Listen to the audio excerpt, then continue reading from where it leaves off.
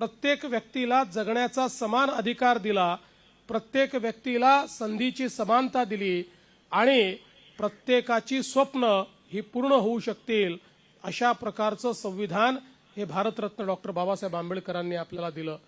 आणि म्हणूनच देशाचे प्रधानमंत्री माननीय नरेंद्र मोदीजी म्हणतात की मला कुठल्याही धर्मग्रंथापेक्षा प्रिय जर काही असेल तर ते भारताचं संविधान आहे.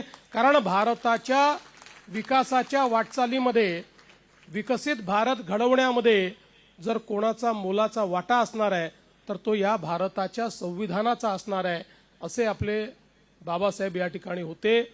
एक अत्यंत मेधावी अशा प्रकारचं त्यांचं छात्र जीवन राहिलेलं आहे आणि सातत्याने शिक्षण घेत असताना समाज उत्थानाचा विचार त्यांनी कधी सोडला नाही आणि ज्यावेळी संधी मिळाली त्यावेळी समाज निर्मितीचं जे कार्य त्यांनी केलं आहे ते अतुलनीय अशा प्रकारचं कार्य आहे. विशेषतः संपूर्ण विश्वाला शांतीच्या आणि विचाराच्या जोरावर ज्यांनी जिंकलं ते भगवान गौतम बुद्ध यांचा विचार बाबासाहेबांनी स्वीकारला आणि तोच विचार आज आपल्याला भारताच्या संविधानाच्या माध्यमातून देखील पाहायला मिळतो. जी समता आणि बंधुता भारतरत्न डॉक्टर बाबासाहेब आंबेडकरांनी मांडलेली आहे, आपल्या संविधानाचा जो गाभा आहे हा आपल्याला भगवान गौतम बुद्धांच्या विचारातूनच तयार झालेला पाहायला मिळतो. आणि म्हणूनच हा शाश्वत विचार, जो जगाने स्वीकारलेला विचार, हा विचार रुजवण्याचं काम हे भारतरत्न डॉक्टर बाबासाहेब आंबेडकरांनी केलं. आज खरं म्हणजे ज्यावेळी त्यांच्या जयंतीच्या निमित्ताने आपण सर्व लोक बाबासाहेबांची आठवण करतो, ज्यावेळी खऱ्या अर्थानं त्यांना नमन करतो, त्यावेळी एकच संकल्प आपण सगळ्यांनी घेतला पाहिजे की कुठल्याही परिस्थितीत जी संवैधानिक मूल्य आपल्याला सांगितलेली आहेत त्या मूल्यांपासनं आपण तसूभरही दूर होणार नाही. भारताचं संविधान हे आपल्याकरता सर्वोच्च असेल आणि या संविधानानेच चालण्याचा प्रयत्न आपण करू. खरं म्हणजे बाबासाहेबांच्या जीवनाबद्दल अनेक गोष्टी आपल्याला सांगता येतील. ते उत्तम प्रशासक होते. त्यांनी या ठिकाणी ज्या ज्या विभागाची जबाबदारी स्वीकारली, मग तो लेबर विभाग असो, तो पाटबंधारे विभाग असो, तो पॉवर विभाग असो, आज जे आपल्याला काम या देशामध्ये पाहायला मिळत आहे, पहिला पाटबंधारे प्रकल्प असेल, बाबासाहेबांची संकल्पना होती. नॅशनल ग्रीड असेल, बाबासाहेबांची संकल्पना होती. कामगारांना त्यांचे अधिकार द्यायचे कायदे असतील, बाबासाहेबांची संकल्पना होती.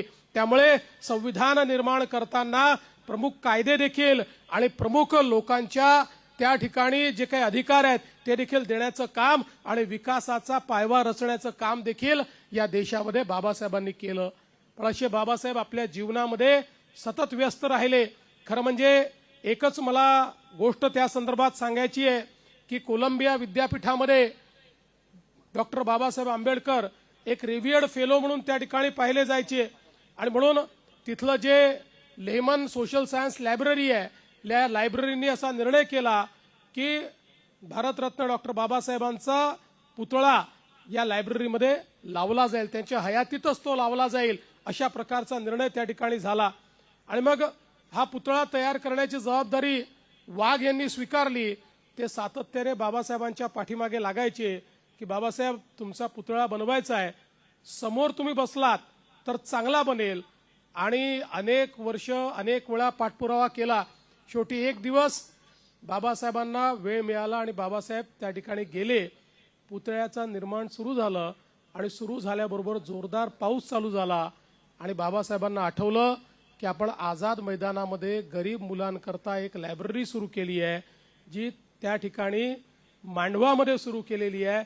त्या लायब्ररीतले सगळे पुस्तकं भिजतील म्हणून तो पुतळा तसाच सोडून बाबासाहेब आझाद मैदानाकडे गेले आणि त्यानंतर तो पुतळा बनवण्याकरता कधीच परत गेले नाही. शेवटी त्याला तो पुतळा बाबासाहेबांच्या त्या ठिकाणी म्हणजे ते नसतानाच तो तयार करावा लागला. त्यामुळे अशा प्रकारे ज्यांच्या ठाई स्वतःचा नाही समाजाचा, स्वतःचा नाही देशाचा, स्वतःचा नाही विश्व कल्याणाचा विचार होता, अशा प्रकारचे बाबासाहेब हे खऱ्या अर्थानं आमचे राष्ट्रपुरुष आहे. आणि म्हणून आजची वंदना ही राष्ट्रपुरुषाला वंदना आहे, ही राष्ट्र निर्मात्याला वंदना आहे.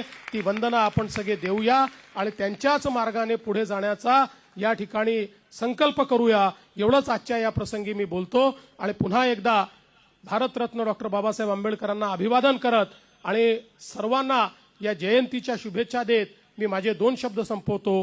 धन्यवाद. जय हिंद, जय भीम, जय भारत.